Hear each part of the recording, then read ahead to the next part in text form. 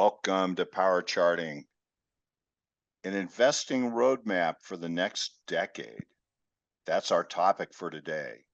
How can we profit from the performance of the stock market in the next decade? We're going to look at a historical analog that could very well help us to make our roadmap, make our plan as we go forward. And today with us is co-host Johni Scan. John, thanks for being here. Great to be here, Professor. I'm very, very excited to see the roadmap. Let's figure out where we're going to go. Yes, exactly. But first, a major announcement. And this major announcement involves Johni Scan. This coming December 15th, there is going to be an epic event online, the Best of Wyckoff. This is an event that was really started by Dr. Hank Pruden at Golden Gate University, maybe about 10 years ago. And it has been kept going through the years, not every year, but it's just a phenomenal event all about Wyckoff. This is going to be a workshop hosted by the International Federation of Technical Analysts. And the best part about this is that this workshop is absolutely free. And so you are going to be able, I'm going to show you here how to register and what the topics are going to be. So you can see sort of a review here, but let's go right to the website and look at, now, if you go to ifta.org, this is the homepage, and just scroll down slightly, if to webinars, the Wyckoff workshop right here, register. We're going to click on that. You can see that there's a button to register now. And here are the topics and the presenters. And these are all people that you know. They're all people that have been here on Power Charting. Alessio Rutiliano just does amazing work. He's going to talk about crypto, point and figure, and so on. And just really just an amazing Wyckoфfian. And then Franz Herr is going to discuss anatomy of a trade. Really great work that he does with Johni Scan, by the way. So, John, are you going to participate in anatomy of a trade? Well, Franz is going to take the lead on that one, and I am going to do a segment on locating Wyckoff structural events using conventional technical tools for all of the technicians out there that may not be familiar with Wyckoff, but are familiar with conventional tools. In this case, we're going to be looking at the MACD. Going to be Fantastic. very interesting. And these are all skills and tools that Johni Scan has developed for his Wyckoff Market Report newsletter, which we have talked about in the past and will do so in the future. And then amazing tape reader, William Reardon. And William from England is an incredible tape reader, trader, full-time trader, and he and Ramon do a tape reading workshop every week. He and Ramon are going to do a live trading session at this Best of Wyckoff event. You will not want to miss that. And then yours truly is going to be with Ramon to do a Wyckoff market discussion. And we will conclude with that. Ramon is going to help me, and we're going to talk about current markets as we do every week on the Wyckoff market discussions. And so anyway, register. It's very easy to do. There's absolutely no strings attached. Just register for the event. Show up. IFTA is a not-for-profit organization. They have affiliated societies that are technical analysis societies around the world. We want to make you familiar with IFTA if you are not, and consider becoming a member of your local society in your home country. So we will talk more about that at the event. So look forward to seeing you there. Do register early. I have every intention of having this event sell out. Sell out meaning there's no charge, but registration fills up. So see you there for sure. And now with that, let's move on to the lost decade of the 70s. And this was a very interesting period. I think that there's overtones to the present in what we saw happen in the 70s. And part of it is related to the ramping up of inflation, and some of it is related to what came before. Because in the 50s into the 60s, you had a very low inflation growth environment post World War II, and a number of stocks just did extremely well. It culminated with the period of the Nifty 50 one decision stocks. And so you can see here that this is 1966. You can see I posted the years 60, 70, 80. That's a very long period of time here. And into this area, all of a sudden the market topped out and went sideways for a decade, a very long period of time, more than a decade. The Dow hit 1,000 here, and it continued to stay primarily below 1,000 all the way into 1981. And so note down here the federal funds interest rate, which is plotted, and I've actually put the Federal Reserve chairman and when they were chairman here, concluding this period with Paul Volcker. But the thing to notice is that you have this cyclicality that's occurring in the interest rates as inflation is rising. So you can see 1%, this is every 2 years, by the way, 1.1%, then it goes to 1.6, then 5.5, then 6.2, and then finally 9.1, 11.3, and inflation was just on an ever increasing ramp through that whole period. Inflation is not good for stocks because inflation becomes a something that makes it difficult for stocks to perform well because they have ever increasing costs of goods sold, costs of labor, and so on. So they're all inflation affects margins. But the other part about it is that when they report earnings, every year those earnings have to be discounted by the inflation rate. When inflation is very, very low, then most all of those earnings are real, quote unquote, real earnings. But when the inflation rate rises, that becomes an effect on earnings. They have to be reduced. The nominal earnings rate has to be reduced by the inflation rate to get the real rate of earnings that were generated by that company. And as inflation goes higher, it makes those earnings ever reduced, ever less valuable, so to speak. The future value of earnings becomes less valuable in a high inflation world. And so this is a huge problem for the stock market. And one of the ways the stock market deals with that is by adjusting its valuations. And so here you have interest rates that are at 11 and 10% in the Paul Volcker era. And I've actually shown the peaks, 9% here in 1970, 1974 up to almost 13%, then 17.6% and 19% at the final peak. So very high interest rates, and those are also a form of headwind for stocks, as we can see here. So John, this Nifty 50 era, I doubt you remember it. I kind of do, but the Nifty 50 era, what were some of the stocks that were doing really well then?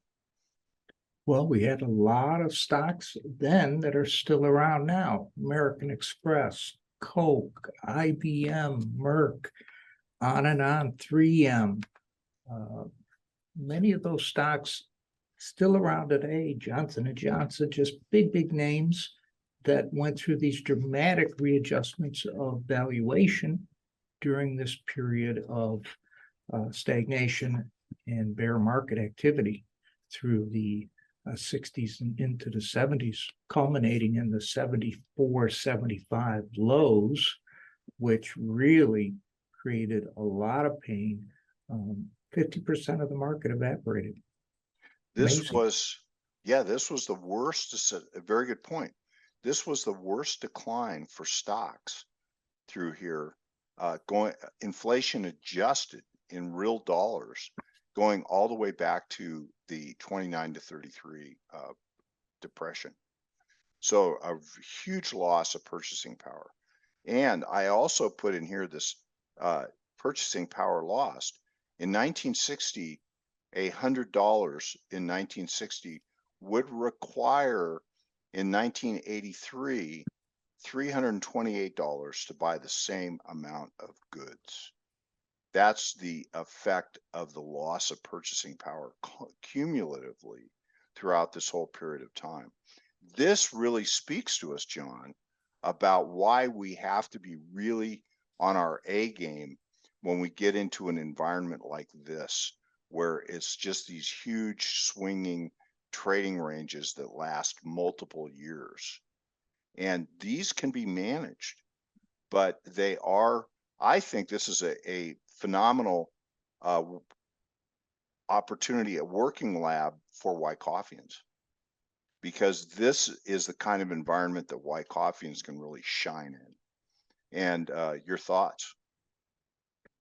Well, takes a lot of diligence and skill. It's really, really a challenging environment to operate in, and it gives me some interesting ideas for a future scanning project.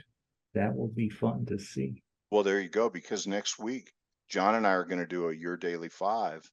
We want you to be there because we're going to do a scan that's related to how to manage this environment. Because I want to point out that these, when you get these crosses of the 39 moving average up and down, they become very, very useful. Like here, look at this beautiful trend. This is like a 2-year trend. And we have to be very disciplined about not getting back into the market until it's truly done going down. And then we can go in and find the sectors, stocks, industry groups that are leading. And so the whole key to this is we can find the leadership if we are disciplined about it. And we're going to talk more about that, have in prior weeks, more about that next week in Your Daily 5 and on power charting. So keeping that in mind, let's turn now to the same chart. And is it possible, John, that we're going into an analog period where the 70s is going to be somewhat, the current market is going to be somewhat like what the 70s was? I absolutely know for a fact that the market going forward is not going to look like the 70s, but it could have a family resemblance. And so let's take a look here at what has happened recently. And let's start by, again, showing the trading range. And this is the upper and lower bounds of the trading range. And then here are the valuations at the upper end of the trading range, as each of these levels, these peaks were made a few years apart, correlating with a classic business cycle. And here are the lows. Look at these phenomenal swings, John. These are huge. Oh, immense, lower lows, lots of lower lows. Now, the thing from a Wyckoffean perspective, John, is that to me, this looks like a reaccumulation structure. So it's just really, really big. And so all through this period, you have, as you pointed out, lower lows, and then you have a period of higher lows, and you have diminishing volatility forming on the right side of this structure. You pointed out when we were talking about this chart prior to going on the air, so to speak, is you were talking about how you thought this structure over here looked different from what was on the left side of the chart. Your thoughts? Oh, appears that we lost John. So we'll just continue on. Nope, I'm back. Oh, okay. So the here is the here is the current market environment. This is the COVID 2020 low. And here is the peak that was made at the end of 2021 in the COVID. And you can see now, this was about 2 years, slightly less than 2 years, low to high. This is more like 3.5 years. So this happened more quickly. But we can see that there is a family resemblance between these two periods here. So, John, what do you think? Look at the way that both of these markets just marched higher, almost without correction, uh, persistently. Well, I certainly think that I don't have enough time to see the other end of this if it's going to be as long as the 70s. So we Well, need to have the skills to manage these positions inside of that structure. Exactly, yes. And so there is, and now the key is to understand what the issues are. This is what we're trying to identify today, is that there are definite issues that we are facing with this ramping of inflation, which again, these numbers are up here across the top so that you can see them. But the other part of it is that there are these great opportunities to trend trade these up moves and these down moves. And I would even make the point, John, and this is a project that I plan to do for the future, is get my little pen back here, and that is that these little periods here. This is an accumulation. This is a distribution. This is accumulation. This is distribution. And what is a Wyckoffean just dying to do when they see these kinds of structures? Tell me, John. Trade them. Trade them. But the other thing we want to do is we want to do the point figure counts. Look at these. Oh, yeah. I mean, look at these big structures. They're absolutely gorgeous. And so we want to look at these. And I actually, right before we came on the show, I actually did this one here, and it made a beautiful count right up to the area of this peak. And then there's another reaccumulation that goes up to this peak. And so there are so many useful Wyckoffean tools for us to use as we go through these markets to be able to trade them appropriately. And so I'm very excited to go through that. And we're going to, again, your daily 5 and power charting next week, we're going to get into the tools that will do that for you. The key for us to keep in mind is that there's going to be large periods of time when we're going to want to, if we're not short sellers, we're going to want to just sit on our hands, be patient, and wait for the next opportunity. Sit on our hands, hold cash, be defensive, hold cash. And I've shown you how to identify when we get a primary downtrend in these long-term trends using the 39-week moving average. We will talk more about that in the next few episodes. So, and John, I know that you're going to have some great scans for us on this. Well, this is very, very scannable with a high degree of reliability. It's something you can count on. So here, the 60s was the Nifty 50 era, growth stocks, just like the mega caps of today, which have really been hit, low stable CPI, and stocks were trending. Then in the 70s, we went into rising CPI, a lot of rotation all through this era, and then range bound. And so we need to change the style of trading that we do to deal with that. And so the last thing I'll show you is this decline here in the Dow went down 26.5%. And this is just the first of a number of them. And here, looking at today, the Dow went down 21.5% high to low. The S&P went down 25, very similar to this number in 66, 67. And then the NDX, where the mega cap growth names are dominant, down 36%. So very relatable decline and correction now to that period then. So far, I'm seeing a family resemblance. And we're now trying to rally back up towards the prior highs. Whether we can get there or not is, we'll just keep working on that. Now, one last thing we'll look at today is I want to look at the consumer price index. And John, I was showing you this chart This is a crazy chart. This is point and figure of the consumer price index going back to 2000. I first put this chart up in February of this year and said that it counted up to a 8.25 to 11.88 CPI count objective. And there was a lot of consternation about that. And then there's a second larger count that goes back to 2000, which goes much, much higher. So I had said that when we get into this area that we're liable to become range bound or even go down from there and see inflation subside. So John, here's what in fact happened.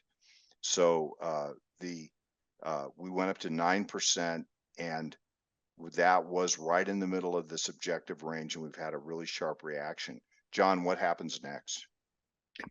Well, that we're going to take a look at. Hopefully things are under control, but may need to consolidate at this area. We could have one of two things happen here. One is that we could either have you can see that this is the 9% high and a very sharp reaction. This sharp reaction here really is, in my mind, confirmation that this point figure count was a good one. And so now one of two things is going to happen. Segment one was fulfilled, and we're either going to be range bound in here for a period of time. It could be years where we're range bound, just as we saw in the 70s. It took a long time for the ever ramping higher inflation. Or we could have more of a correction. Maybe we could get back into this area right here. So I think the market would love that. And I'm actually going to make a case for that, John, in the few minutes that we have left. And so I would vote for the second scenario, where we have a really good pullback, which means that some of this inflation was in fact transitory. What do you think? Do you have a vote? Which way? What would you like to see? I'm going to vote with the people. Okay. Lower inflation. Now, for the people. For the people. Yes, absolutely. We don't want this high inflation. We do not want. And what's scary about the inflation this time is notice how it took a long time in the 70s for that to really bake into the system. This time it started with a bang and went right up to that 9% level, which was very fast and very jarring to the system. So to have some kind of an important pullback, well, here I'm going to make the case, John, that we could in fact have a pullback, that we may have already started it. These are the index data points for the CPI going back through 2022. We only have the data into October. But look what happened in April. 289 was the index value. And then we just went to 292 in May. Not a big jump. And then 296.2, 296.1, 296.8, and then 298. What do you see happening there, John? The rate of change seems to be slowing down a bit. Yeah, it's like maybe this is what the Fed's looking at, and the reason why Powell came out yesterday and said that they're looking to moderate their policy decisions, because they are in fact seeing that the CPI data is flattening out in here, and that they're hopeful that it's going to flatten out and turn down, which I suspect is very likely because of the point and figure chart that we just looked at. But also it could be a sign that this is transitory, and that if we do get a recession next year, that these prices will try to return back to their prior levels. I don't think we'll ever get to 2% again, but that could be pretty compelling. So, John, I know that you really pay attention to prices. Are you seeing prices still going up at a pretty fast clip? Well, I'm seeing gasoline, of course, at the pump is moderating for regular gasoline. We're under $3 a gallon in our area. Rents are stabilizing. The rate of change on rent is lower than it was in the past, but there's definitely an imbalance still in certain areas. Vehicles, I'm from Detroit, auto sales are hampered by shortage of inventory, chips and things of that nature, but demand remains high. So demand high, supply low, boom, prices going up. It's a fragmented picture, I think. I do believe that we're going to start to see more domestic production of natural gas and oil. I think it's inevitable that that's going to happen. And I think that could just be a huge influence on prices going forward. Now, maybe it's not a huge supply increase, but any supply increase is going to help prices. And so you can already see some of this movement in that area by the administration and by and also oil companies. So there's a lot of hope here for that at some level. Anything will help. So anyway, with that, John, we're done. We did it. Thanks for being here. Great show. Thanks, Professor. And I'll see you Tuesday for I think it's Tuesday for your Daily 5. So We're everybody in. pay attention for that. Take care, everyone. Hey, Grayson Rose here with StockCharts. Thank you so much for watching. I hope you enjoyed that video. If you did, consider giving it a like down below, maybe leave us a comment, and if you're new to the channel, you can subscribe at the link up above. We're gonna bring you daily content from an incredible collection of technical analysts and financial experts.